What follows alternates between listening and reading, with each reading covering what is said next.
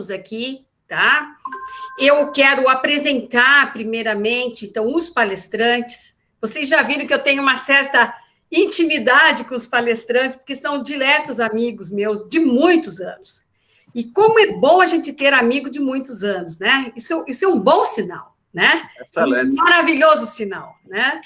Tá? Então, é o seguinte, ambos foram meus colegas no Ministério Público do Distrito Federal. E ambos saíram, né?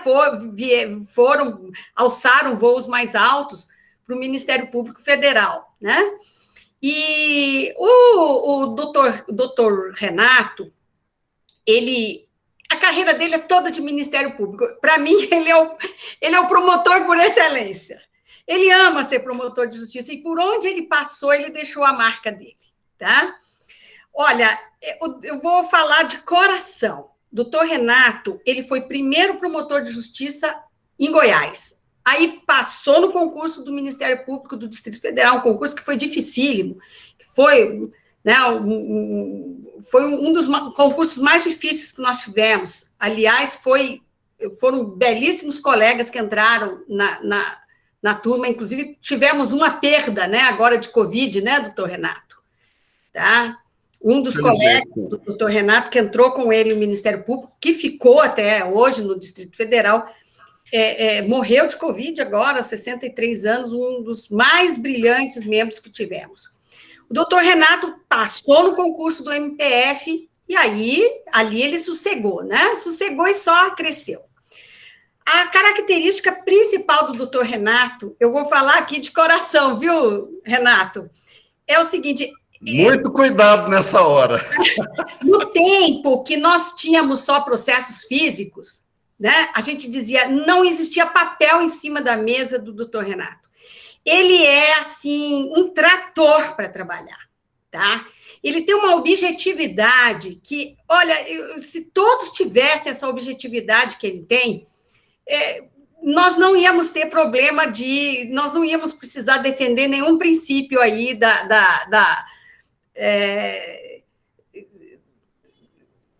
de que os processos têm que correr. A razoável duração do processo, né, Suzana? Então, o doutor Renato, com ele, papel não para em cima da mesa dele. Agora, com o mundo virtual, a gente usa a mesma figura de linguagem para dizer também que os processos não ficam no computador dele muito tempo, não, porque anda tudo. O doutor Renato foi procurador eleitoral, representante aqui no Distrito Federal, no nosso TJ, fez um trabalho excelente, porque foram momentos difíceis, né, Renato? Sim, eleição de 2010. Isso, nós tivemos o grande problema aqui de uma operação, a Caixa de Pandora aqui, que envolveu o governador e muitos deputados. Então, o trabalho foi hercúleo para barrar muitas candidaturas aqui, ainda no momento que era difícil ainda, né? Tinha acabado de ser editada a lei da ficha limpa. Foi a primeira vez que ela foi aplicada e não tinha jurisprudência, entendeu? Exatamente. Nós criamos a jurisprudência.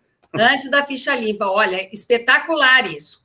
Bem, e agora o doutor Renato é o efetivo procurador-geral eleitoral.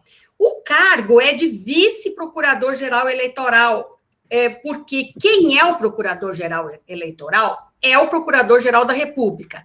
Só que, de fato, quem atua no TSE é o Vice-Procurador-Geral Eleitoral, tá? Porque o Procurador-Geral da República tem muitas atribuições, então, isso já é, assim, uma tradição dentro do MPF. O Vice-Procurador-Geral Eleitoral é, de fato, o Procurador-Geral Eleitoral junto ao TSE, né? E esse posto hoje é ocupado pelo doutor Renato. Então, nós estamos falando com o posto mais alto dentro da estrutura do Ministério Público Federal Eleitoral, tá certo? Bom, o doutor Wellington, eu também posso falar muito do doutor Wellington, porque nós nos conhecemos, ele tinha chegado de Recife e foi tentar aqui entrar já no mestrado, e ele veio, na época, ainda muito jovem, né? Ele é muito mais jovem do que eu, viu, pessoal? Tá? E não muito. Brilhante membro do Ministério Público. Mas, olha, eu tenho o doutor Wellington como uma das pessoas mais, assim, brilhantes que tem dentro do Ministério Público, sabe? Bem, e também muito trabalhador, e a sua característica é uma pessoa simples, que isso eu acho que é uma coisa muito boa de se dizer, né? Porque simplicidade com inteligência é uma coisa que combina, tá? E não na inteligência com arrogância não combina. E o doutor Wellington fez o mestrado comigo na UNB, e logo entrou no Ministério Público do Distrito Federal, mas também passou no concurso do MPF, e alçou voos, ele foi assessor de procuradores gerais aqui da República, coordenou a área de controle de constitucionalidade e afins, né? Acho que toda a área de assessoria na área constitucional, o doutor Wellington aqui teve uma expressão muito boa e tem uma experiência com as nossas ações diretas de inconstitucionalidade, que muitas ele ajudou a escrever. Bem, e o doutor Wellington foi também membro do CNJ, isso é importante de dizer, representou o Ministério Público Federal no CNJ. Depois, como ele é procurador regional da República, ao contrário do doutor Renato, que já é subprocurador, o doutor Wellington voltou para o Recife, e hoje eu até cometi um equívoco muito grande. Eu peço ao doutor Célio que feche, por gentileza, a sua imagem, para não sobrecarregar, por gentileza, tá? Os nossos convidados, para deixar na tela só os nossos convidados, tá? Fechem tanto a imagem quanto o microfone, por gentileza. Pois bem, então, doutor Wellington, eu cometi um equívoco, porque hoje ele é o procurador-geral eleitoral em Pernambuco, e apareceu no cartaz nosso virtual aí como substituto. Ele era realmente substituto, mas hoje ele é o titular, tá certo? Bem, então, devidamente apresentados os dois, vamos lá. Esse tema é caro para nós, porque é um assunto que diz respeito a todos os brasileiros, não é? Então, a todos os brasileiros que votam, esse assunto, ele diz respeito. Essa é uma proposta do voto impresso, é uma proposta que está renascendo, porque ela já nasceu, já foi derrubada mais de uma vez, e agora, novamente, voltamos à discussão da necessidade de um voto impresso. É uma pauta muito cara ao presidente Jair Bolsonaro, tá? Então, vamos dizer isso, porque esse assunto, muita gente achava que já estava superado, mas o tema voltou.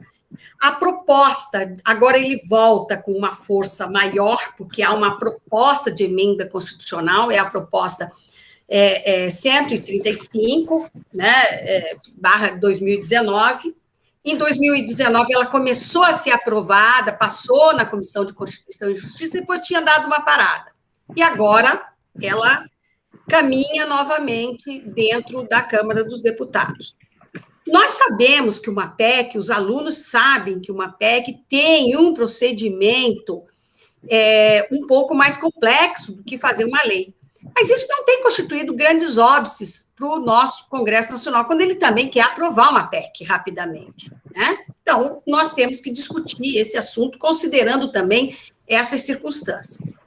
Bem, essa proposta do voto impresso, ela não é muito bem compreendida. Eu mesma não tenho muita compreensão de como que isso funcionaria. Então, eu acho que a primeira pergunta que nós poderíamos dirigir, e agora eu faço ao doutor Renato, que é o procurador-geral eleitoral, de fato, é como que esta proposta ela funcionaria na prática, se nós compararmos com como é o funcionamento hoje, que hoje nós sabemos como que funciona, mas também nós sabemos como funciona assim, na hora que nós vamos votar. Nós não sabemos depois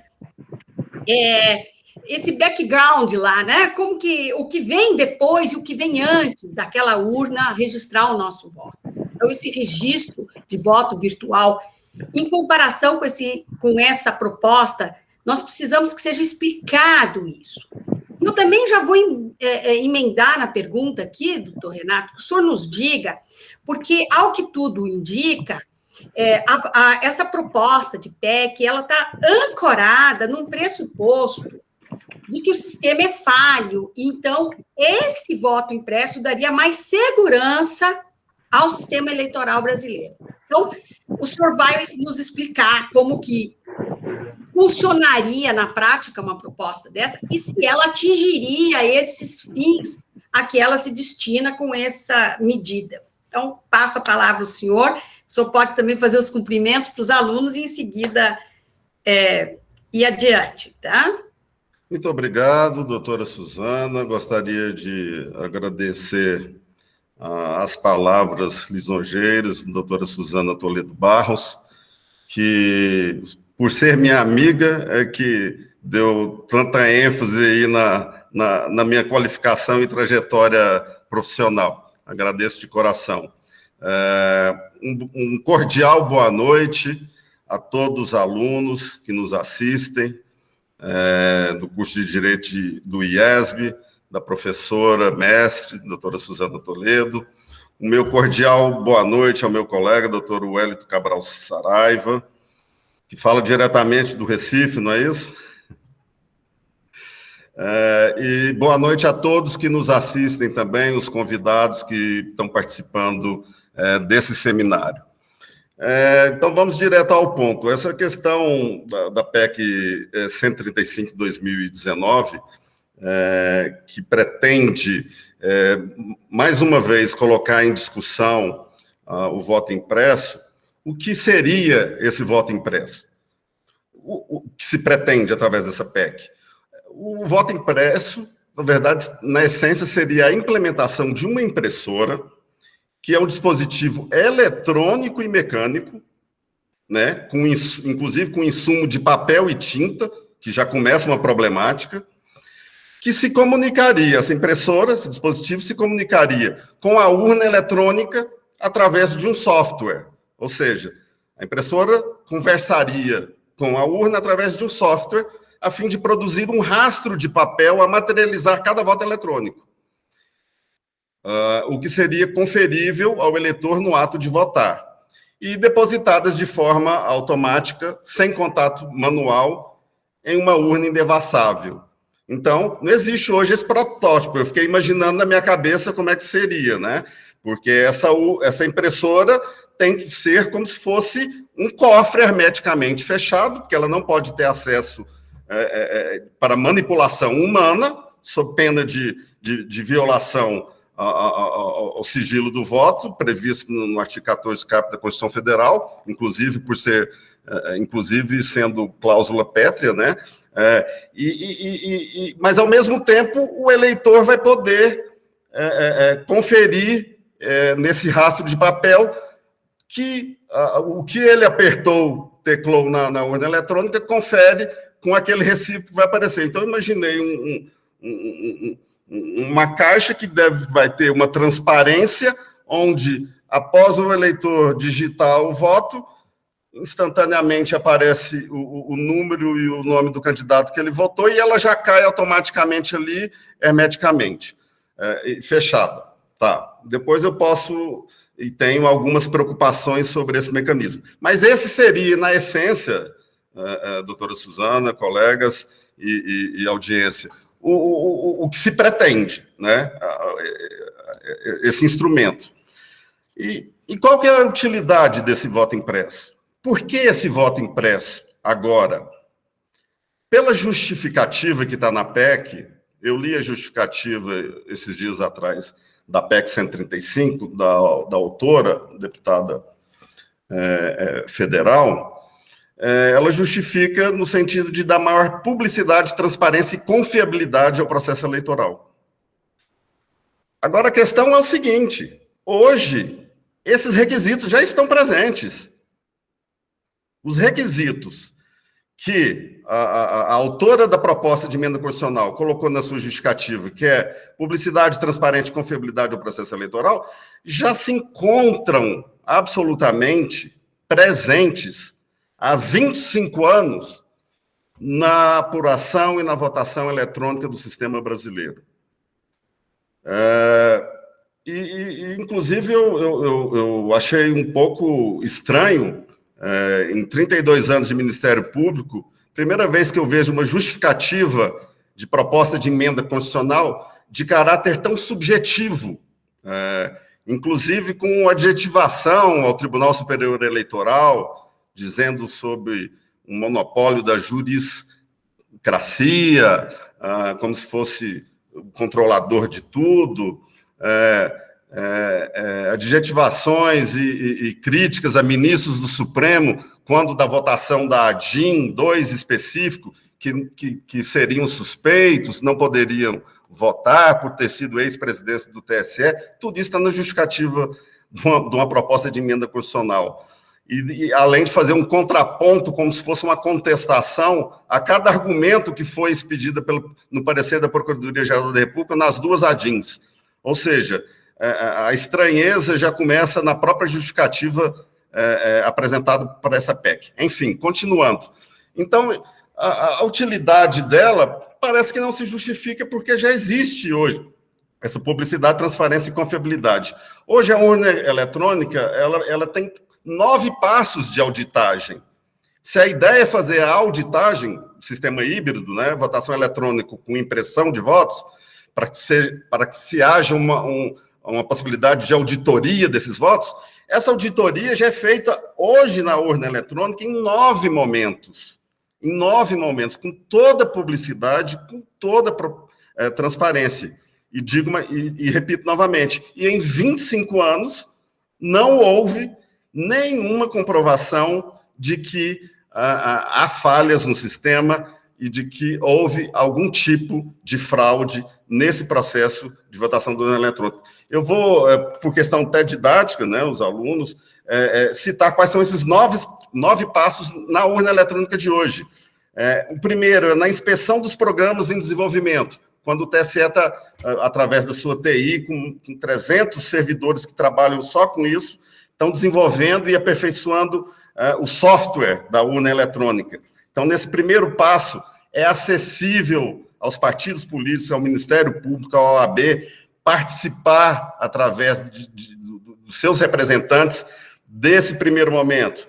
Depois, no segundo momento, há um teste público de segurança, onde é aberto na internet qualquer pessoa, e principalmente os hackers mundo afora, que queiram tentar burlar o sistema da urna eletrônica brasileira. Então, isso é colocado aberto.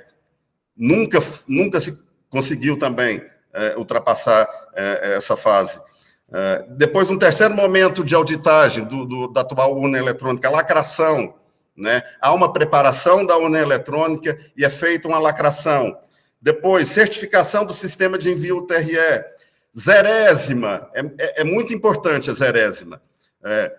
No dia da votação, o presidente da sessão eleitoral vai iniciar o procedimento de votação às 8 horas da manhã, ele abre a urna eletrônica. Nesse momento, é impresso, ou seja, fisicamente, é impresso um documento que se extrai da urna eletrônica, demonstrando que ela está vazia. Isso chama-se zerésima, que aquela urna eletrônica não consta nenhum voto dentro dela. Isso lá na sessão eletrônica, no dia da votação, 8 horas da manhã, quando se abre a urna eletrônica para iniciar o processo da votação. Então, esse é mais um passo. E, nesse momento, assina o presidente, o mesário e opcionalmente, se quiserem, fiscais dos partidos políticos que estejam naquela sessão eleitoral. Então, olha o grau de transparência e de publicidade, diferentemente do que foi dito na justificativa dessa PEC. Outro prazo, finalizado no dia, 5 horas da tarde, a votação, em cada sessão eleitoral, é publicado um boletim de urna, que também é impresso pela urna eletrônica. É impresso. E o que consta desse boletim de urna? Consta todos os votos que foram registrados digitalmente naquela urna, naquele dia, ou seja, a quantidade de eleitores que votaram, os votos em branco, os votos nulos e os votos dos candidatos A, B, C e D. Isso tudo consta desse boletim de urna que é impresso no final da votação, e esse boletim de urna obrigatoriamente tem que ser impresso em 5 vias, e uma delas, inclusive, é afixada na porta ou no mural, na parte de fora dessa sessão eleitoral, para conhecimento de todos desses dados. Então, isso é o que existe hoje já, na urna eletrônica. Depois disso, é tudo encaminhado às juntas eleitorais, aos TREs, e aqui é importante frisar, não é via internet, a urna eletrônica também não tem acesso via internet, então é impossível de ser atacada ciberneticamente, porque ela não está ligada à rede mundial de computadores. E também, como não está esse repasse dos boletins de urnas dos TREs ao TSE, onde ocorrerá a centralização e a totalização dos votos, que também é absolutamente auditável, é a 7ª parte da auditagem dos votos, que eu estou descrevendo aqui, por parte de todos essas instituições e os partidos políticos.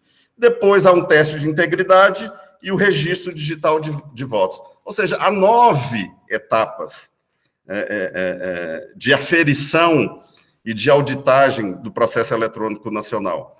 E eu chamo a atenção, e não é todo mundo que sabe disso, para mim a mais importante, inclusive, delas também, é como se fosse uma prova dos 9.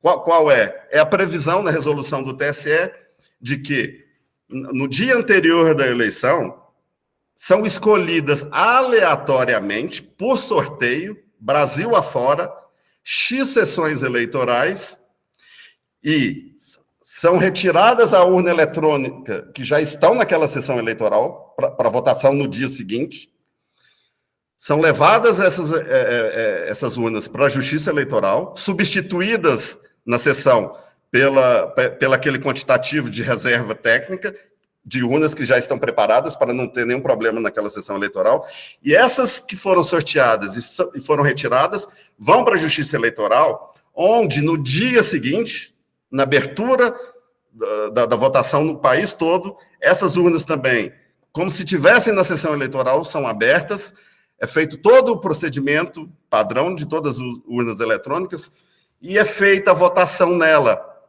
através de uma votação paralela, ou seja, vota-se numa cédula e depois digita-se na urna.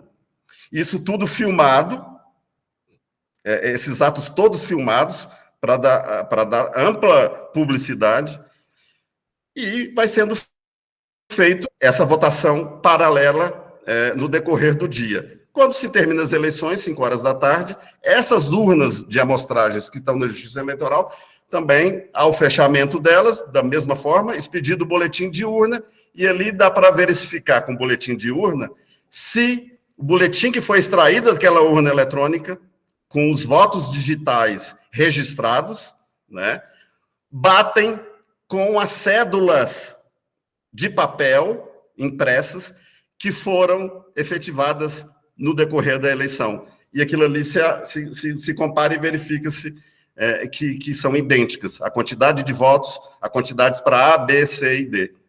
Isso, para mim, é a prova insofismável de que não há fraude, não há vulnerabilidade no nosso sistema atual, né? Então, isso é feito antes, na véspera e no dia das eleições. Então, isso é muito importante que se diga, que se divulgue sobre esse teste. E é um teste aleatório, concreto, real. Não é uma coisa, não é uma simulação. São urnas que estavam em sessões eleitorais, efetivamente, que foram tiradas aleatoriamente, sorteadas. Ou seja, uma amostragem fidedigna, né? Enfim.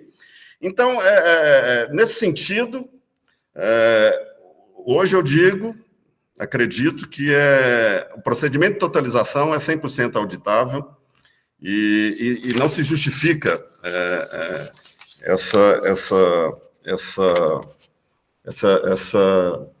essa provocação no sentido da necessidade de impressão desses votos. Ao contrário, me preocupa é que o voto impresso, não, eu acredito que o voto impresso, se passar, né? Vamos falar sobre isso, vamos falar, tá? Tá bom, pode prosseguir. Já foi extremamente contundente, e isso é para nós importante, porque o representante máximo do Ministério Público Eleitoral afirmar publicamente, tá, que o sistema, além de ser totalmente auditável, o sistema é rígido, eu acho que isso traz uma credibilidade muito grande, e isso precisa ser dito, né? Eu acho que esse tipo de debate ele tem que alcançar realmente toda a população, porque é preciso que se afirme isso. Nós não podemos ter dúvida com relação à segurança jurídica das eleições. Nós não podemos ter dúvida que o nosso voto vai corresponder, não é, ao resultado que depois se encontra lá e que vai eleger os nossos representantes, porque a nossa democracia é representativa e nós não temos como fugir disso. Essa correspondência, ela tem que existir, e essa segurança, ela é importante para nós. Mas eu acho que esse debate, doutor Renato, ele tem muitos aspectos que eu ainda quero levantar aqui nesse nosso debate. Então, eu vou agora passar para o doutor Wellington uma outra visão do problema, que nós, tecnicamente, o doutor Renato já nos afirmou, inclusive porque ele relata que não tem histórico de fraude, né? Não tem histórico registrado, então são mais de 30 anos de experiência aí com essa urna eletrônica, e eu adorei saber isso, que o senhor falou, que não tem contato, não tem transmissão pela internet. Não tem. Isso eu achei, porque a gente sempre fica preocupado, porque a gente fala, se os hackers invadem o sistema lá dos Estados Unidos, o mais seguro lá, não é? Por que não vai invadir o Tribunal Superior Eleitoral? Claro, o Tribunal Superior Eleitoral pode ser invadido, mas não esse resultado de urna, porque ele já explicou, a não ser que assaltem no caminho, não é? O transporte com... Nem isso... Não, nem isso é possível, porque é feito por um canal privado de transmissão de dados. Então, nem essa ideia aí... Também não é possível. Não adianta contratar os assaltantes de banco, não. Porque consegue estourar um caixa eletrônico de banco para roubar o dinheiro, mas não consegue fraudar a eleição. Isso exatamente. Agora, veja só. Então, o senhor falou no início, eu também toquei muito rapidamente, mas muitos alunos, muitos dos profissionais, eles não sabem que essa discussão é uma discussão requentada, vamos chamar assim, numa linguagem um pouco, né, aqui, de oralidade aqui. Porque nós já tivemos, nesses 30 anos, pelo menos essa é a terceira tentativa de voltar com o voto impresso, né? Então, muitos dos nossos alunos nem conhecem o que é voto impresso, porque já são dessa geração que vota eletronicamente, né, desde que começaram a votar, porque é muito tempo. Então, eu queria que o doutor Wellington explicasse para nós, principalmente levando em consideração a última ADI, porque a última ADI, que é a ADI 5889, ela foi julgada no ano passado. O mérito da ADI foi julgado no ano passado. Tá certo que a cautelar foi em 2018, mas também 2018 é muito recente. E foi justamente uma ADI em cima da última reforma eleitoral, mini reforma eleitoral que foi feita e que retornava com voto impresso, embora não fosse uma PEC, foi uma lei. Mas os argumentos foram levados e o Supremo Tribunal Federal, por maioria, decidiu pela inconstitucionalidade desse voto impresso. Então, eu queria que o senhor nos esclarecesse se os argumentos que foram levantados nessa ADI, eles ainda são argumentos presentes, tá certo? Para invalidar esta nova proposta, ou pelo menos para, digamos, mostrar resignação com relação a essa proposta, tá? Ou se, e o que mudou de PEC para lei, né? Porque antes foi uma lei que foi aprovada, agora é uma PEC. Qual que foi a mudança substancial, ou se há uma mudança substancial ou não, e esses argumentos, se eles, o senhor vai deduzir para nós esses principais argumentos que foram levantados nesse julgamento do ano passado, se eles servem para essa nova proposta ou não, ou nós estamos diante de uma coisa mais nova agora, uma novidade. Então, passo a palavra para o senhor. Obrigado, Suzana. Vou me permitir chamá-la assim, porque nós temos uma amizade aí de quase 30 anos. Como você disse no início, fizemos mestrado juntos na UNB. Foi um período muito rico de aprendizado e de nossa amizade também. É um prazer muito grande estar aqui. Eu agradeço o convite que você me fez, particularmente pelo prazer redobrado de encontrar aqui também o colega e amigo Renato Bril de Góes, meu colega do MP, desde que eu ingressei em 1995.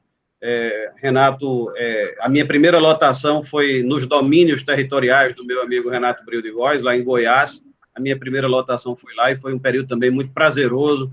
Renato me auxiliou muito naquele início em que eu era um procurador da República novato, e a gente se reencontrou muitas vezes ao longo desses anos, nos encontros, nos trabalhos do MPF, e agora, novamente, por uma felicidade, calhou de Renato Bril ser o vice-procurador-geral eleitoral no período em que eu estou procurador regional eleitoral titular aqui em Pernambuco. É um prazer muito grande estar com você, Renato, estar com você, Suzana, e com todos os alunos e alunas e os demais participantes que estão nos acompanhando esta noite.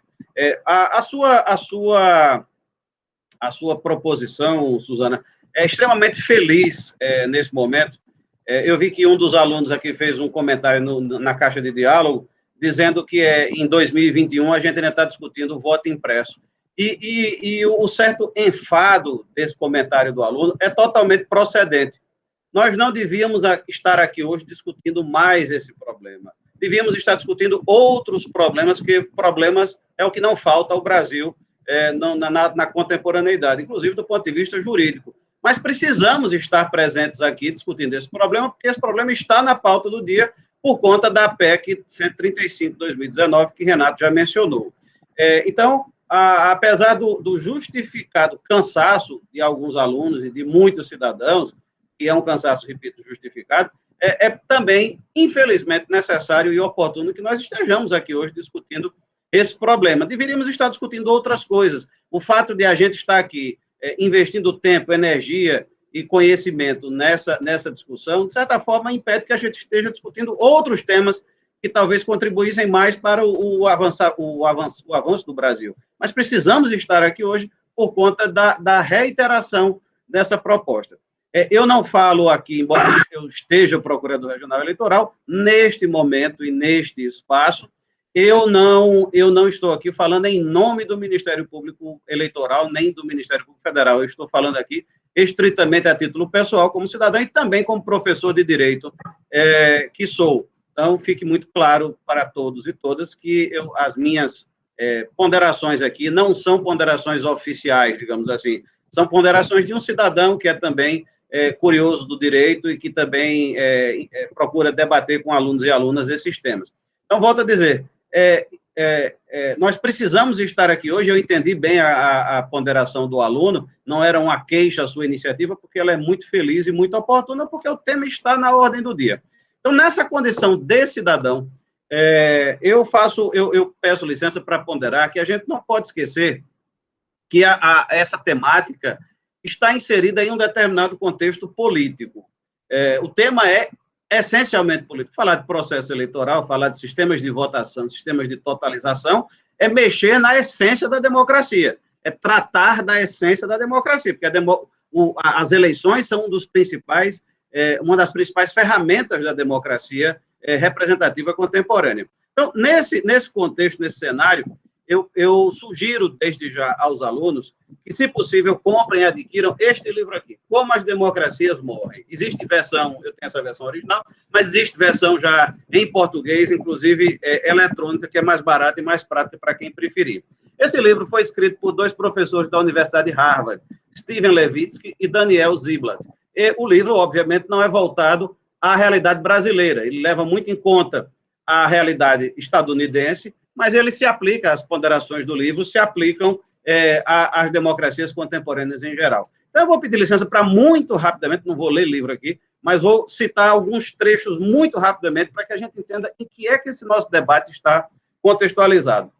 Em certa altura do livro, os autores apontam o seguinte: 4 indicadores-chave do comportamento autoritário. E os 4, eu não vou ler toda, porque eles fazem um desmembramento, vou ler só os tópicos. Primeiro tópico, rejeição ou fácil comprometimento com as regras democráticas do jogo político.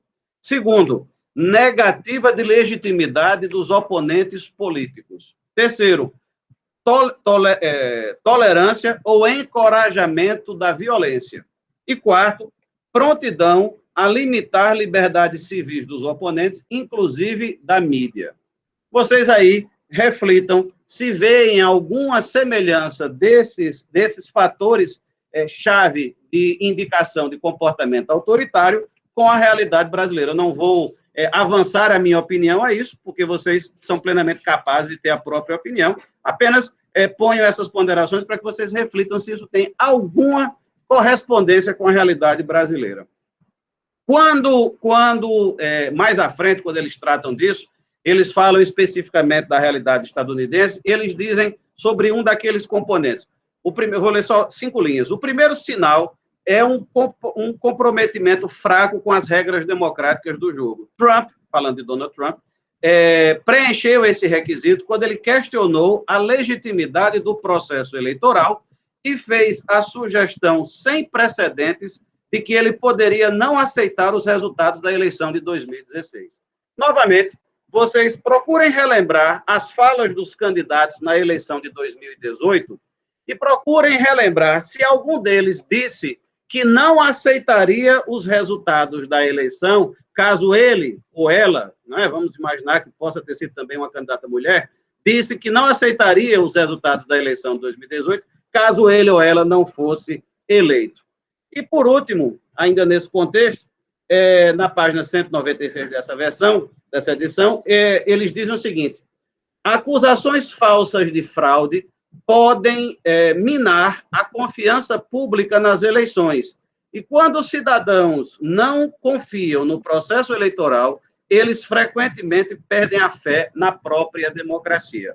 Então, esses são alguns trechos desse livro que eu ponho para a reflexão de todos e todas, para que vocês pensem se esses comportamentos que eles apontam como autoritários, como antidemocráticos, têm alguma correspondência com a realidade contemporânea brasileira. Volto a dizer, não estou falando aqui em nome do Ministério Público Eleitoral, mas exclusivamente em nome pessoal. Na verdade, eu não estou afirmando nada, né? Estou propondo para vocês algumas provocações teóricas de 2 professores de Harvard, para que vocês reflitam. Vocês podem não concordar, acharem que isso não tem nada a ver com o Brasil de hoje, mas podem também pensar de outra forma.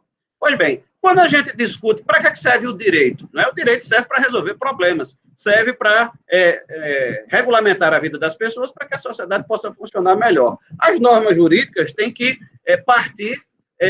têm que existir para a solução de problemas. E em relação a esse tema da urna eletrônica, do sistema, seria mais adequado nós falarmos em sistema eletrônico de votação e totalização. Quando eu falar em urna eletrônica, muitas vezes eu estou querendo me referir a todo o processo, como foi o caso do meu colega e amigo Renato Bril. Ele se referiu à completude do sistema eletrônico de votação e totalização das eleições. Qual é o problema que há em relação a este sistema?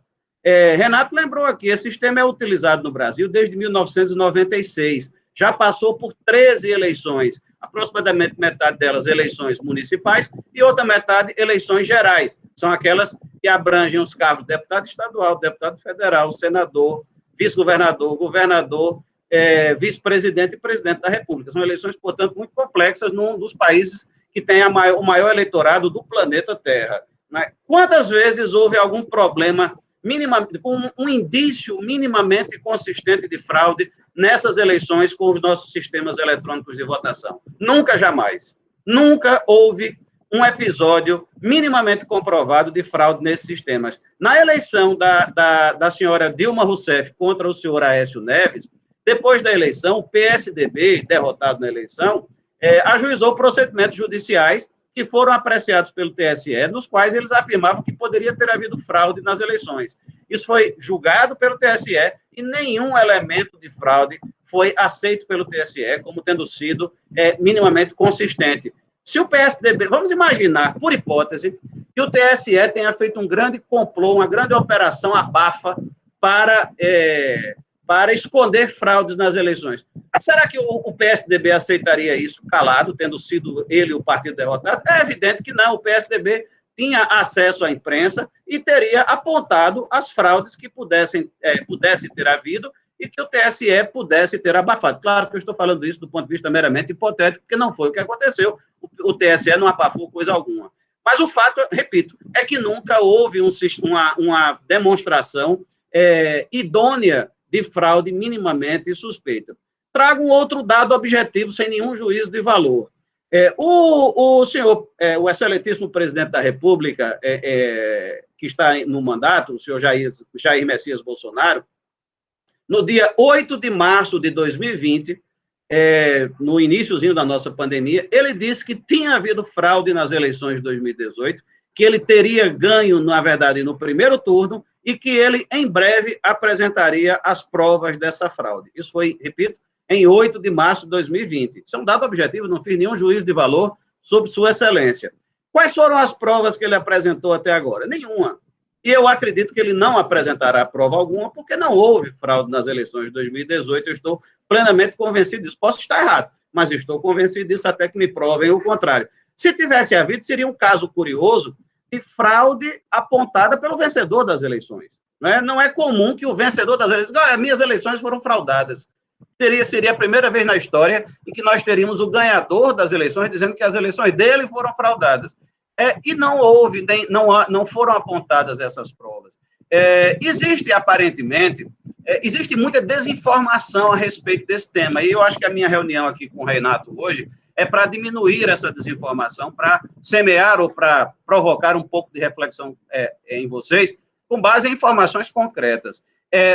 Uma das lendas ou das mentiras que circulam a respeito do sistema brasileiro de votação é que ele é um sistema sui generis, é uma jabuticaba, para usar aquela expressão conhecida, que ninguém usa. Isso não é verdade. 46 países usam sistemas eletrônicos de votação que se assemelham mais ou menos à nossa urna eletrônica. Claro, cada país tem sua realidade, sua tecnologia, mas o fato é que votação eletrônica existe em 46 países, inclusive em vários estados dos Estados Unidos da América. As pessoas muitas vezes falam, os Estados Unidos não usam. Não é verdade.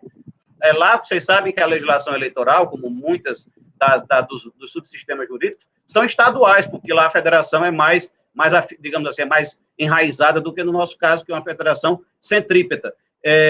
Lá, a legislação eleitoral de vários estados, dos 50 estados estadunidenses, adota sistemas eletrônicos de votação. E, curiosamente, vejam que em 2016, em 2020, houve acusações de fraude por parte do candidato Donald Trump, muito semelhantes às que nós ouvimos aqui no Brasil por parte de determinados candidatos.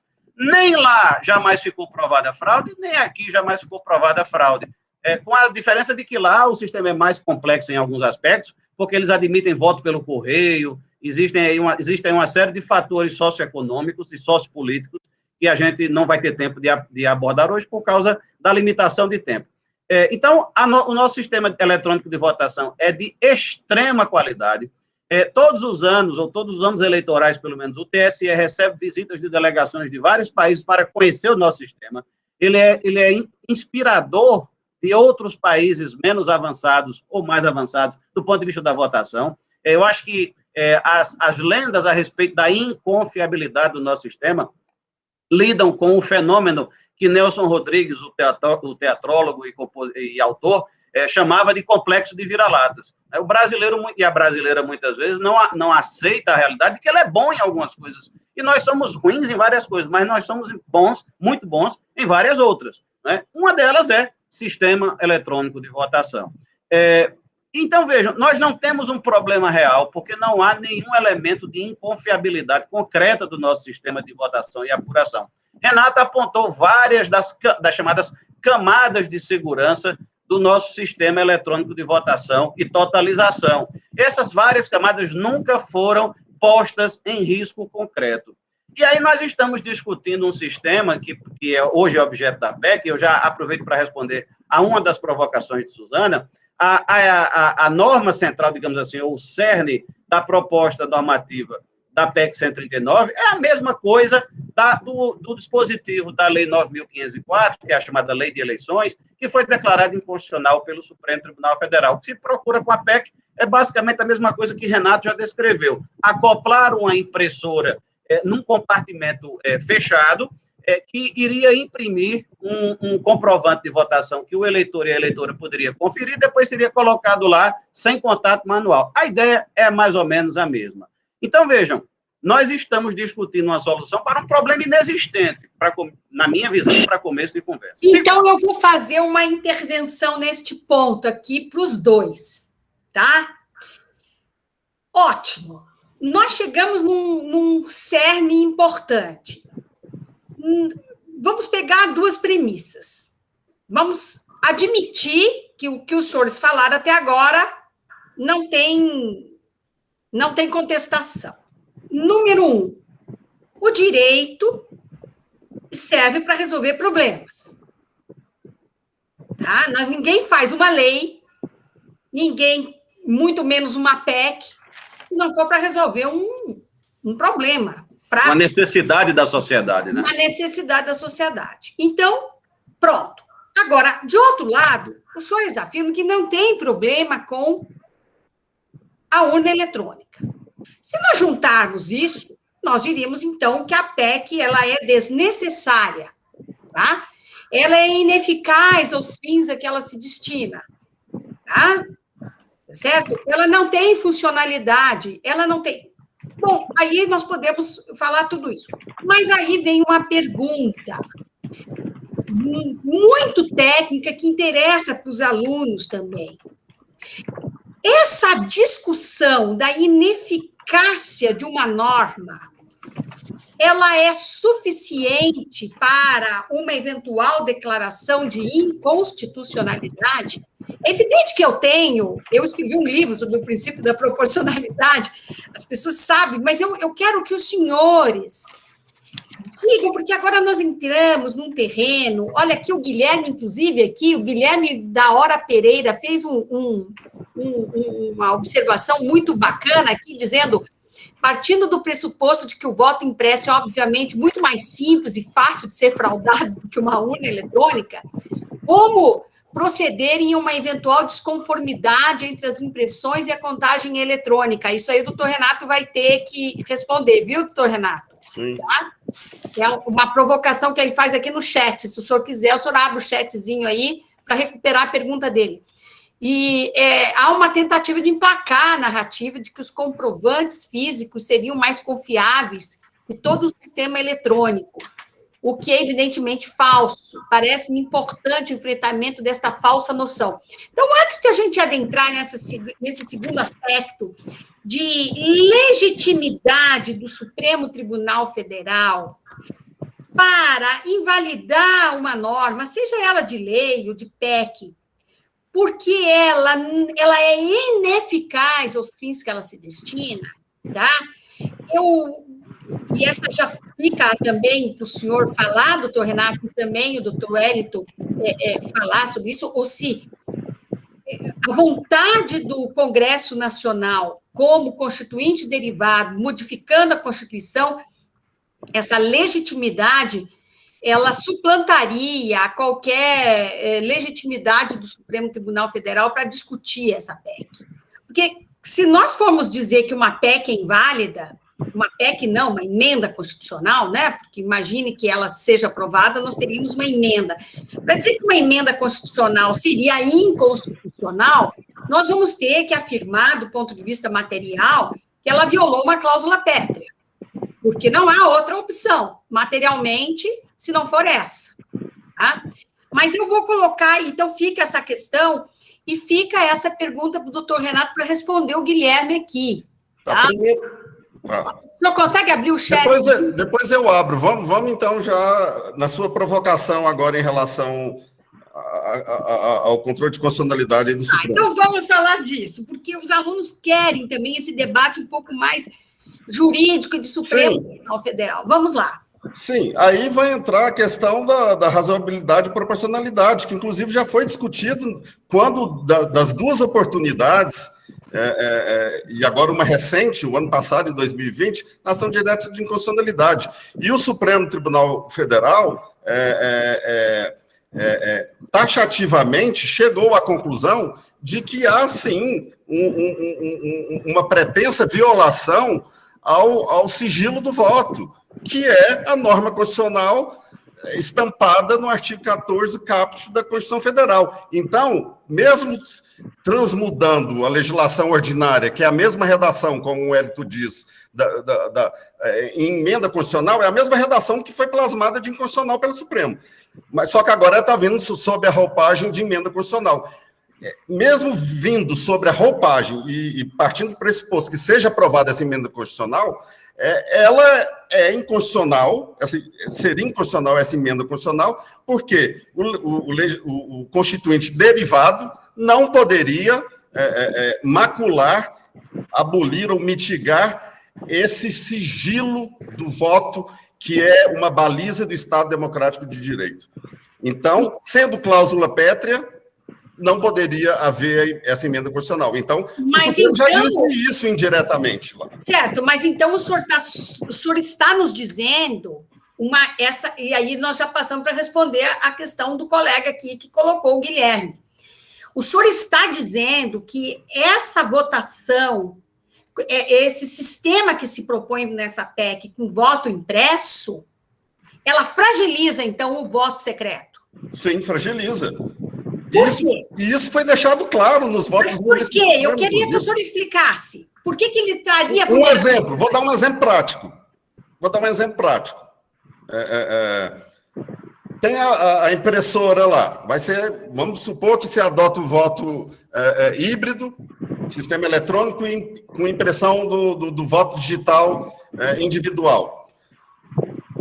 Tem problema em X impressoras no país todo, porque a impressora precisa de insumos, que papel e tinta.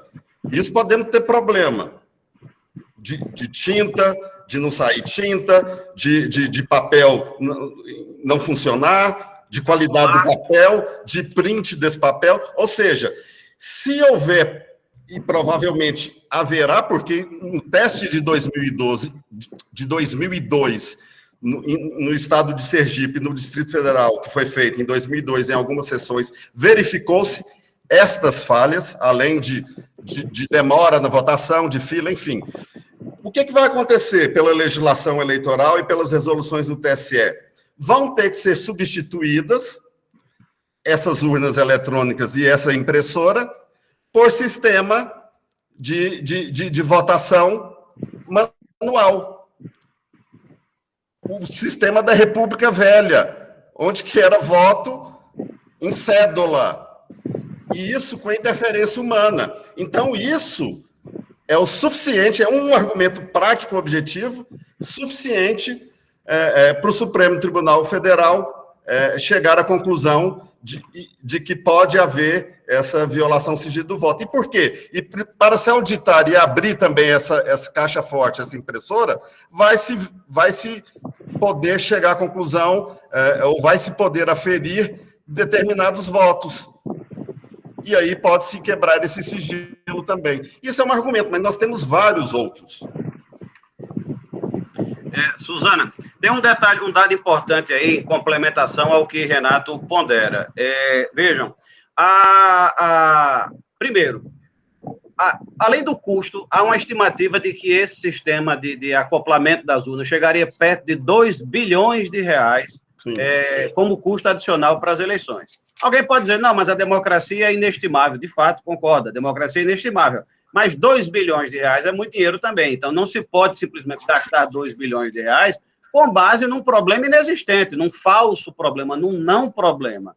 Então, se o Brasil vai escolher gastar mais 2 bilhões de reais nas suas votações, nas suas eleições, a cada 2 anos, né? Porque, quer dizer, não precisaria renovar tudo, mas tem a manutenção das impressoras, a atualização das impressoras, dos equipamentos, isso tem partido de um diagnóstico de um problema existente, e não de uma suspeita lançada ao ar, que pode teoricamente, fazer parte de um projeto político neo-autoritário de enfraquecimento da democracia, com base em lançamento de dúvidas esparsas, vagas e não provadas sobre a confiabilidade do nosso processo de votação.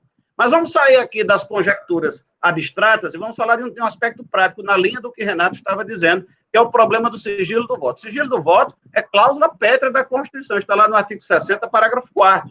E esse foi um dos fundamentos pelos quais o Supremo considerou inconstitucional a lei, o dispositivo da lei de eleições que previa o sistema de voto impresso, e eu concordo integralmente com o Renato. Seria também um fundamento plenamente válido para que o Supremo Tribunal Federal considerasse inconstitucional essa emenda constitucional, caso ela seja aprovada. E por que o sigilo de voto estaria sob risco? Renato apontou aí alguns cenários de problema na votação, na impressão dessas cédulas, desse comprovante de votação. Pois bem, vocês sabem quantas urnas eletrônicas são usadas no Brasil em uma eleição geral? Eu não falo das eleições municipais, porque o Distrito Federal não tem municípios, portanto, não tem eleições gerais.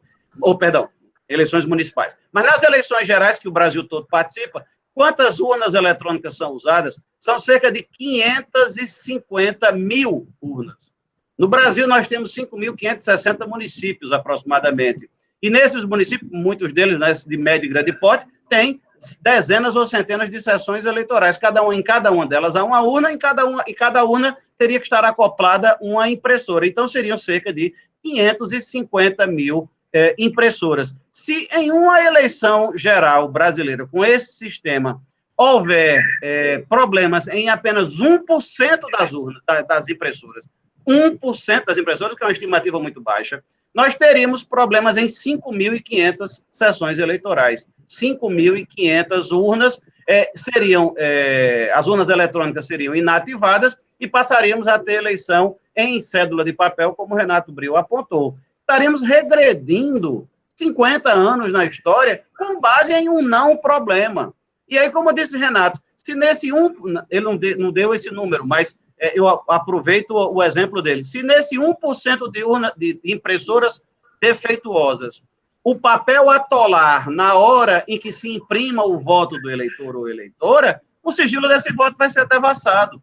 Então, nós podemos ter 5.500 sessões eleitorais com a votação mais lenta, com a votação precisando reiniciar. E aí, veja, imagine o seguinte, imagine que nessas urnas, nessas sessões, a impressora deu um problema às 16h30, faltando meia hora para acabar a votação. Ou falte tinta, ou seja lá o que for, ou a tinta seque, o cartucho dê problema, ou o papel atole, às 16h30. Aí, como é que se vai refazer a votação se os eleitores daquela sessão já votaram quase todos e foram embora? Ou seja, esses eleitores vão perder o seu direito de sufrágio por conta de um problema mecânico de um equipamento desnecessário.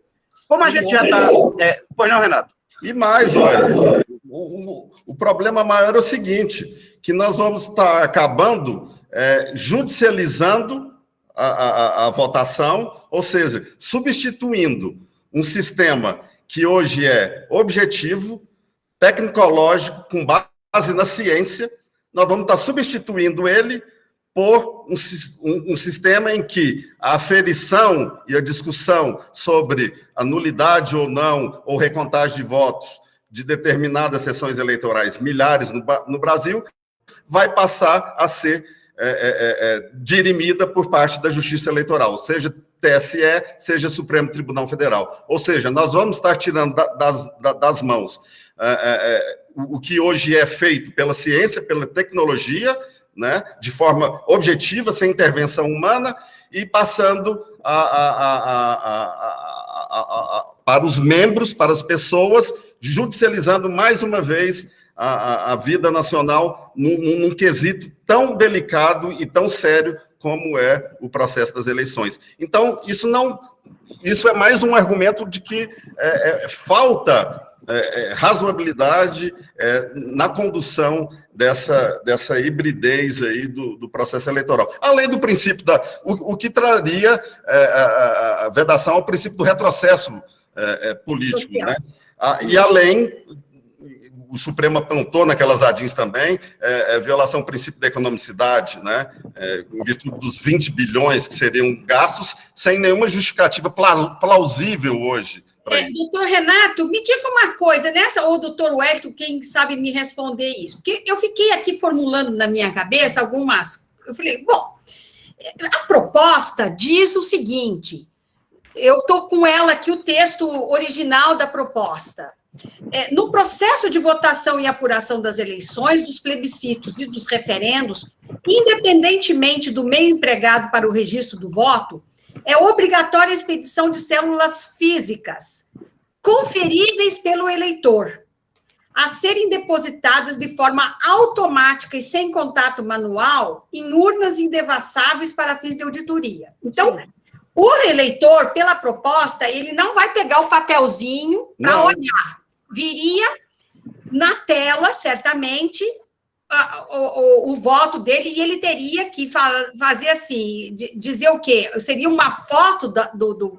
Não é na tela, Suzana, porque na tela hoje já aparece o voto. Quando o eleitor vota... Ele vai ver fisicamente Ele vai ver fisicamente. Como se fosse um cupom fiscal que cai ali, ó. Exatamente. Mas ele não pode pegar, porque... Não.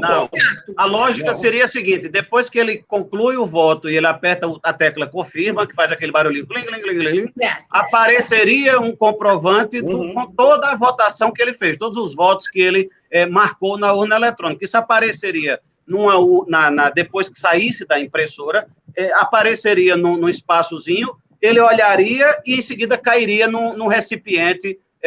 Mas ele teria que confirmar de novo ou não? Não. Aí é que está, isso não está escllarecido na proposta. Eu fico pensando o seguinte, se ele não pode se manifestar sobre isso e vai cair na urna, como é que depois ele vai dizer... Veja, Suzana... Pois é, esse é outro problema que eu também fiquei imaginando hipoteticamente. Vamos supor com um eleitor mal intencionado ou já arquitetado com partido político, em determinadas regiões do país, ou sessões eleitorais, em que determinado candidato saiba que ele tem um apoio menor, o eleitor, numa sessão eleitoral, vira para o presidente, não, o voto que eu digitei aqui não foi o que saiu impresso que eu vi aqui, não. O que vai acontecer? O presidente daquela sessão ele é obrigado a registrar essa ocorrência no boletim de urna. Vai registrar. O partido já, vamos supor, hipoteticamente falando, mal intencionado, já vai usar aquilo ali para judicializar e falar, não, a falha, a fraude, a equívoco na sessão eleitoral XYZ do Brasil, no estado da federação XYZ. Exatamente. E aí nós vamos perder a confiabilidade do sistema atual eletrônico e vai e vai tumultuar o processo eletrônico. Baseado em narrativa, né? Baseado em narrativa. Vejam só, Suzana, Renato e os demais. Qual é a nossa realidade hoje? Quando acaba a votação de uma eleição geral, em 3 a 4 horas nós temos a totalização do Brasil inteiro, por meio daquele sistema privado, um sistema dedicado do TSE que Renato mencionou. Toda a transmissão dos boletins das urnas eletrônicas é feita por um sistema privado, sem acesso de terceiros, é um sistema próprio, não é pela internet normal, digamos assim. E aí, em 3 ou 4 horas, nós temos a totalização de mais de 150 milhões de votantes no Brasil. E aí nós vamos substituir isso, que é uma conquista democrática e tecnológica do Brasil, por essa confusão que Renato está narrando. Vejam, não é só o eleitor mal intencionado, como disse ele. Se determinado candidato souber que, como estava explicando Renato, que numa determinada sessão ele vai perder, ele pode muito bem cooptar um votante para ir lá só para tumultuar, como disse Renato. Mas temos, além disso, outro problema. Podemos ter situações do eleitor que se arrependeu do voto. Ele marcou lá o votinho dele, apareceu o confirma, ele disse, eita, não era isso. Aí ele vai lá e mela o voto também. Opa, saiu errado. Não é porque saiu errado, é porque ele se arrependeu e ele está mentindo. Como é que as pessoas vão saber que ele está mentindo? Não terão como saber, vai tumultuar a eleição. Podemos ter eleitores e eleitoras confusos, pessoas com alguma disfunção cognitiva ou pessoas com algum problema neurológico que votam e depois, epa, não era isso. Então, Visual. Então, nós estamos abrindo flancos para um ataque a um sistema que hoje é confiável, o sistema funciona bem. E como a gente já está se aproximando do final, Suzana, eu sei que talvez ainda tenhamos alguns minutos aí para falar, eu e o Renato, mas eu queria fazer uma última ponderação.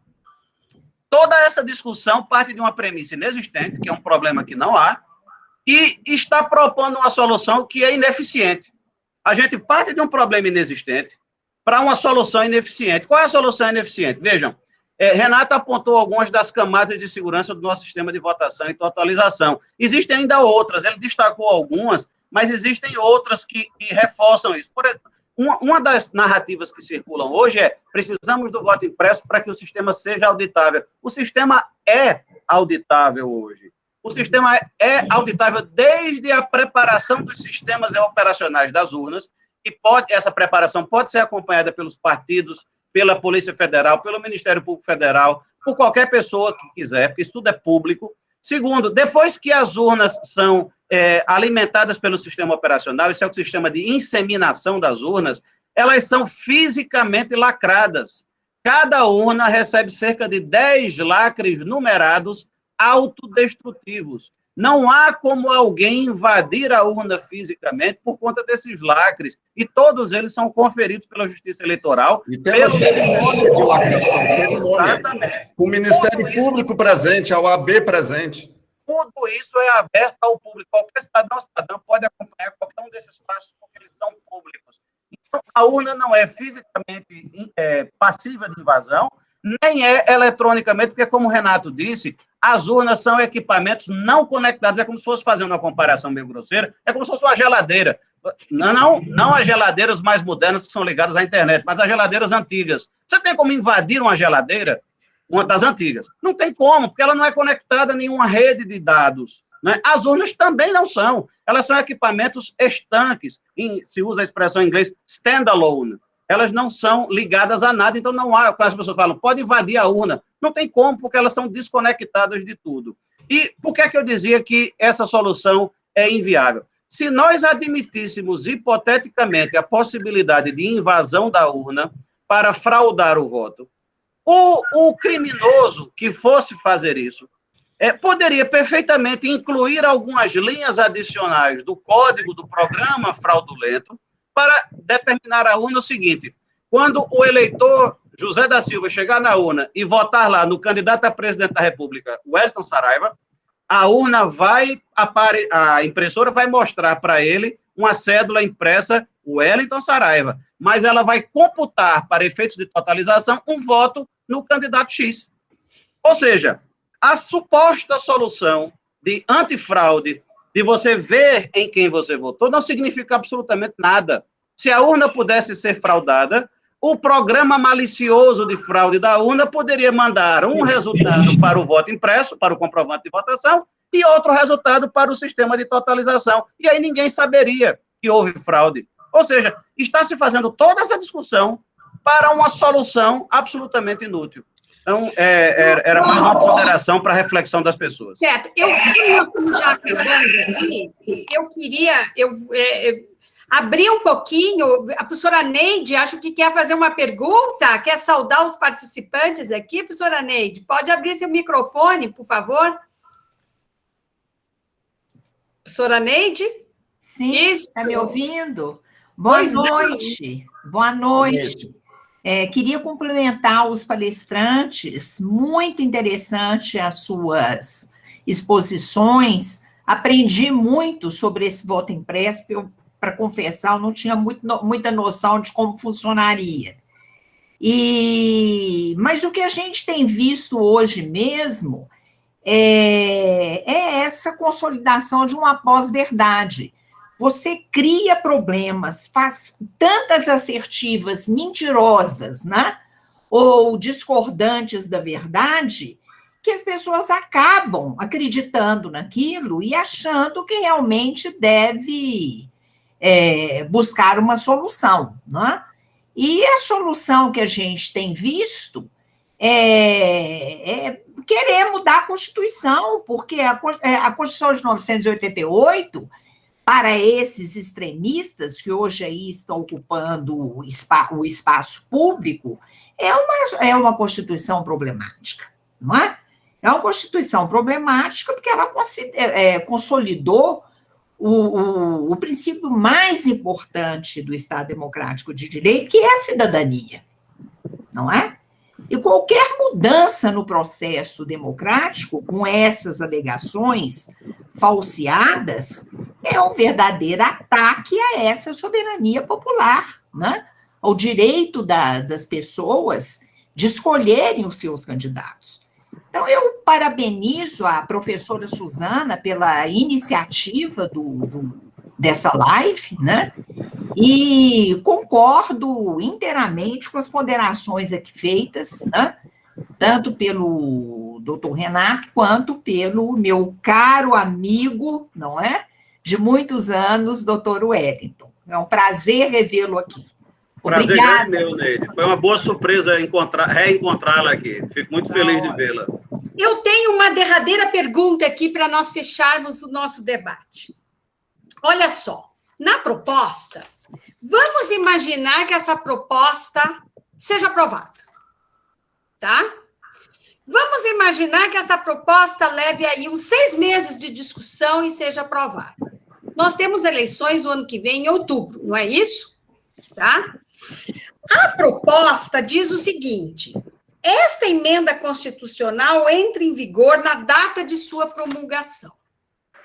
Então, eu vou voltar aqui com a pergunta para o doutor Renato, o seguinte: nós temos o princípio da anterioridade eleitoral, que é o artigo 16 da Constituição, que diz: a lei que alterar o processo eleitoral entrará em vigor na data de sua publicação, mas não se aplica a eleição que ocorra até 1 ano da data de sua vigência. Ou seja, mudanças eleitorais tem que ter um espaço mínimo de 1 ano. Então, agora, o fato de ser uma PEC e dizer que essa emenda entra em vigor na data da sua promulgação, e o fato do artigo 16 falar a lei que alterar, não está falando em mudança constitucional, eu tenho uma opinião formada sobre isso, mas eu queria que o senhor me dissesse se uma PEC dessa, se viesse a ser aprovada num espaço que ainda não, que tivesse menos de 1 ano para as eleições, ela violaria ou não violaria o princípio da anterioridade eleitoral? Olha, eu penso que quando o artigo 16, que fala sobre o princípio da anterioridade da lei eleitoral para a lei eleitoral, a lei aí é no sentido amplo, entendeu? É do processo legislativo. Não pode ser lei ordinária, lei complementar ou emenda constitucional. Então, estariam sujeitos, sim, ao princípio da anterioridade eleitoral. Mas aí as questões eu acho que vão ser outras também, que vão ser discutidas, porque a lei fala sobre alteração do processo eleitoral. A princípio, eu me inclino a dizer que não haveria alteração no processo eleitoral, porque o processo eleitoral diz respeito a elegibilidade, condições de elegibilidade, inelegibilidade, convenções partidárias, escolha dos candidatos. Então, são as etapas normativas do processo eleitoral, se tiver uma alteração com surpresa e que traga desigualdade, violação do princípio isonômico entre os participantes, candidatos e partidos políticos, que não estejam preparados para aquela novidade. Então, aqui, não é um processo eleitoral, aqui é um mecanismo que está sendo mudado, de apuração e totalização, a adição de uma impressora, né? Então, a princípio, não haveria violação à anterioridade.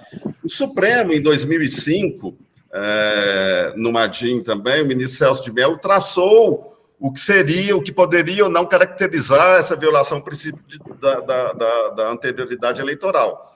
Então, a princípio, não teria. Mas o Supremo, quando decidiu lá, tem alguns pontos que podem trazer discussão e o Supremo vai debruçar nisso novamente, porque lá foi dito também que a introdução de fator novo de perturbação do pleito ou promoção alteral normativa por propósito causuístico, né?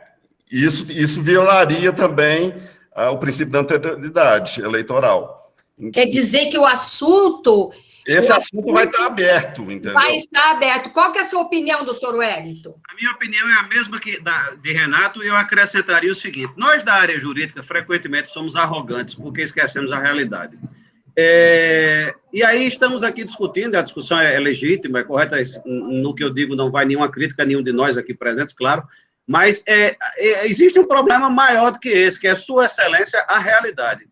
Se essa PEC for aprovada, o TSE, primeiro, tem que haver uma regulamentação mínima desse dispositivo, porque, veja, Suzana, você própria diz, como é que vai ser isso? Renato também, a gente não sabe, ninguém sabe direito como é que seria isso se fosse aprovado. Então, teria que haver uma discussão técnica sobre como isso seria feito.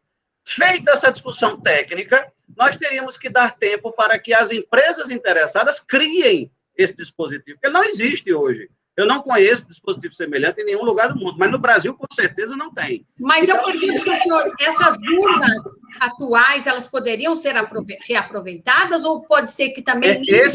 Esse é um problema adicional, Suzana. Certamente a tendência do TSE seria de reaproveitar essas urnas por conta do investimento que elas representam e no ano passado foi comprado um novo lote de urnas para reatualizar. Essas urnas, elas têm uma vida útil, né? De tempos em tempos, uma parte delas é descartada e outras novas são compradas. Então, o TSE certamente quereria aproveitar as urnas existentes, mas elas teriam que ser tecnicamente adaptadas, fisicamente e logicamente, lógico aqui no sentido de tecnologia da informática, teriam que ser adaptadas física e logicamente a esses equipamentos que não existem. Então, veja, primeiro, a regulamentação desse dispositivo. Segundo, a criação de equipamentos inexistentes na história da humanidade. Terceiro, a realização de licitação para aquisição desses equipamentos, com risco de judicialização. Quarto, distribuição desses equipamentos por todo o Brasil. Quinto, treinamento dos servidores dos tribunais regionais eleitorais e depois dos mesários, os presidentes de sessão eleitoral. Ou seja, é impossível imaginar que em menos de um ano isso se faz. Não se faz. Essa discussão toda, primeiro, parte de um problema inexistente. Segundo, sugere uma solução inútil, como eu tentei demonstrar antes, e terceiro, é inexequível. A preocupação da proponente da PEC, a deputada Bia Kicis, é inexequível para as eleições de 2022. Mesmo que essa PEC fosse aprovada amanhã, não daria tempo de preparar tudo isso para a eleição de 2022. Ótimo. Agora, no máximo seria por amostragem em algumas sessões. Exato. Como um plano piloto. Isso aconteceu, por exemplo, com o juiz de garantias, que o ministro Fux disse, não, a proposta é constitucional, mas não dá para implementar imediatamente, porque nós temos vários municípios que só tem um juiz, como é que nós vamos chegar? Então, houve até a suspensão da implantação disso, motivada por um aspecto técnico, também é uma nova visão que vocês trazem aqui. Aquilo que o professor José Joaquim Gomes Canotilho fala quando trata da chamada reserva do possível. Você pode aprovar a norma, mas ela pode não entrar em vigor porque ela é inexequível diante de Sua Excelência a realidade. Então, fica aqui também, né, um discurso que também tem que ser trazido, porque, digamos assim, esse eleitorado fiel, né, ao presidente Bolsonaro acredita que se aprovar a PEC e ele cada dia diminuindo sua popularidade, né, isso já é um fato que já está apontando para uma dificuldade na reeleição, não é? Isso precisa ser mostrado, porque não vai servir para essa eleição do ano que vem.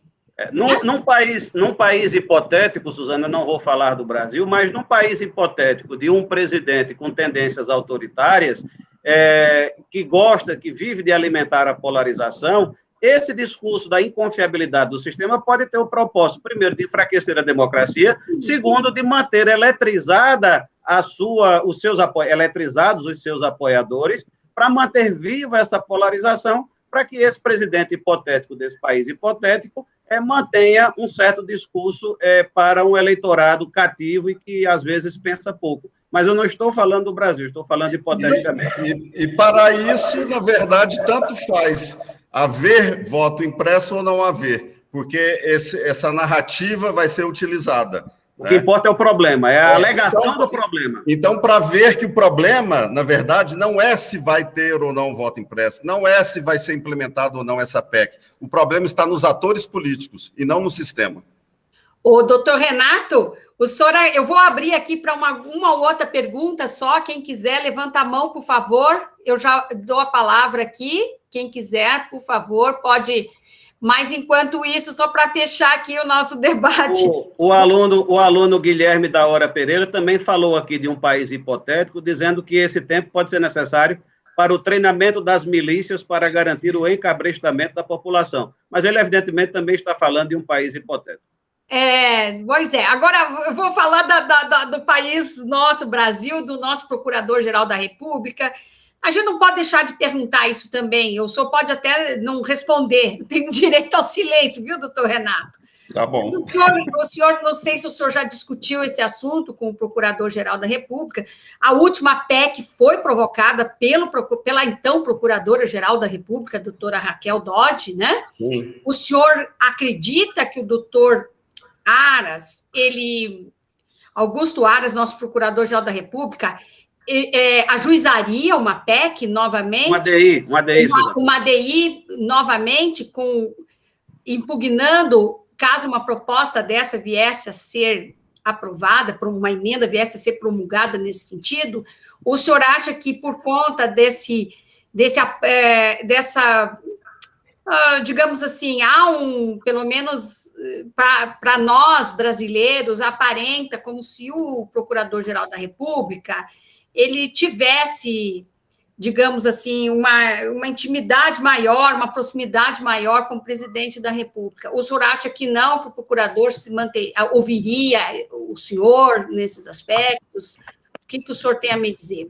Suzana, diferentemente de alguns políticos que parece que têm bola de cristal e concorrem com a mãe de Ná, que já estão falando que vai haver fraude em 2022, no futuro, eu não tenho essa capacidade de antevisão e de prever o futuro, e também não poderia falar em nome do Procurador-Geral. Então, eu não tenho a mínima ideia de qual seria a condução dele nesse caso, o ajuizamento ou não. Mas, independentemente disso, há os outros legitimados ativos que podem propor a ação direta de inconstitucionalidade.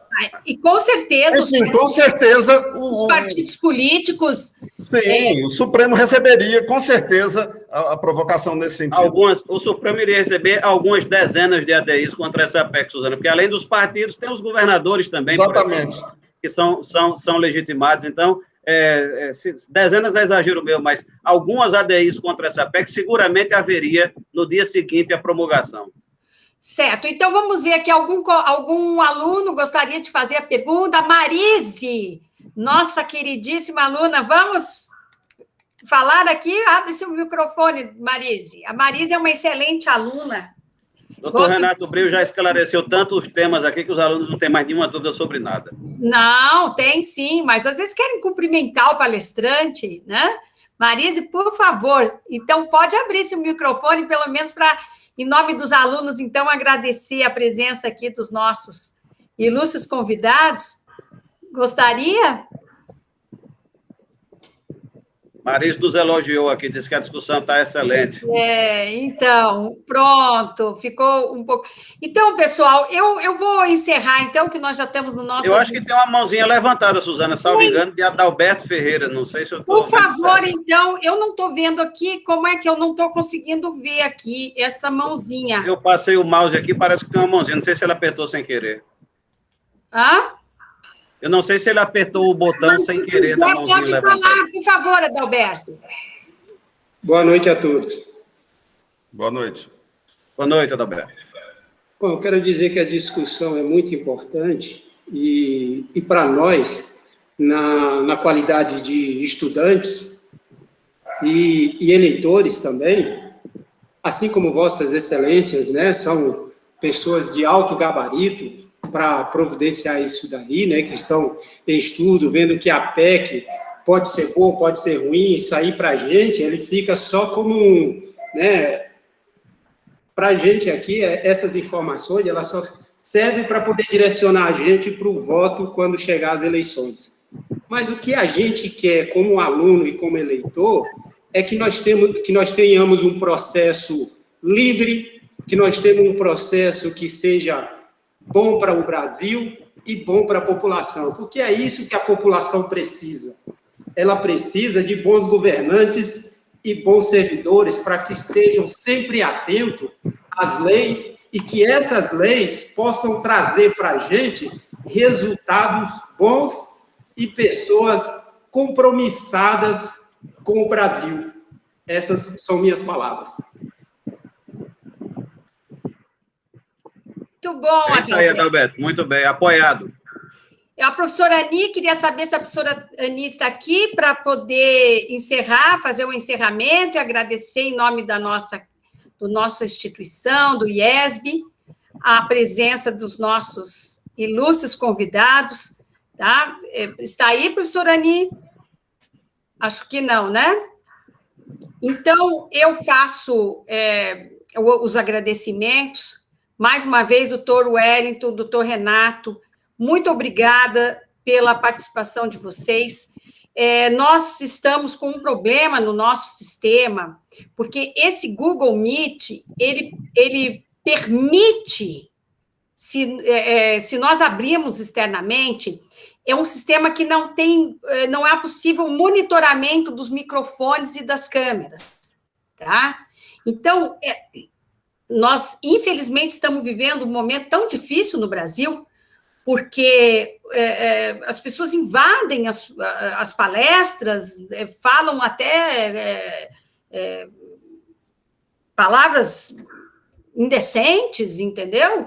Então, nós decidimos fechar, porque nós estamos migrando para um sistema novo, um YouTube específico para o nosso direito.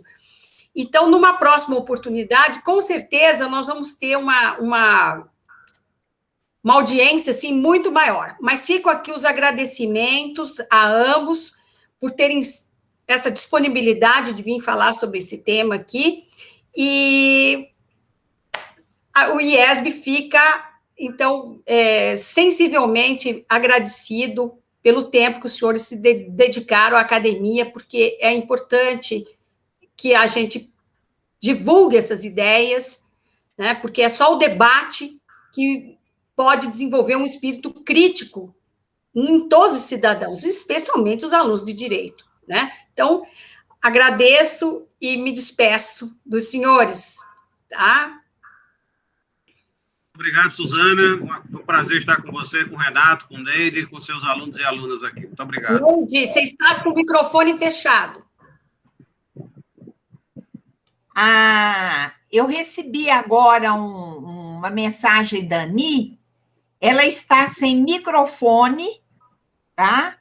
E ela agradece a presença dos palestrantes e elogia o evento. A doutora Ani é a nossa coordenadora. É a nossa coordenadora. E elogia o evento, e se justifica dessa maneira. Ela está sem fala, sem poder de fala, tá? Então, em nome dela que eu quero, e da instituição, que eu quero cumprimentar o doutor Renato e o doutor Wellington. Muito obrigada, né, pela sua presença aqui. Agradeço a professora Neide, professora Ani, a minha amiga Suzana, pela oportunidade, e também a oportunidade de estar aqui junto com o colega Wellington Saraiva e trocar essas ideias, que, como diz a Suzana, é importante o debate no meio acadêmico também. E, aliás, esse assunto, essa PEC 135, ela precisa de muita transparência, muito debate na sociedade civil, através da exposição pela imprensa, e não só internamente no Congresso Nacional. Mas todos têm que estar atentos e todos devem participar ativamente desse processo legislativo. Muito obrigado pela oportunidade e um grande abraço, uma boa noite a todos os alunos que nos assistem. Eu também agradeço aos alunos que estiveram aqui, aos outros convidados, e com isso nós encerramos o nosso singelo evento, mas que teve uma densidade intelectual aqui, científica, muito grande. Eu reconheço o valor que os senhores têm, não só por virem aqui, o doutor Wellington é um professor, mas pelo papel que vossas excelências exercem hoje como membros do Ministério Público, porque para nós são esses membros do Ministério Público, como os senhores, que realmente contribuem para que nós tenhamos um país melhor, tá? Então, sinceramente, eu fico agradecida e honrada de ver meus diletos amigos falando tão bem, defendendo os interesses da nação com propriedade, transparência e coragem. Isso para mim, é um motivo de vaidade, tá? Porque a gente tem os momentos de vergonha alheia e de vaidade alheia. A minha agora aqui é uma vaidade alheia muito sincera, tá? Então, um abraço a todos e fechamos, então, o nosso evento. Tchau. Um abraço, tchau, tchau.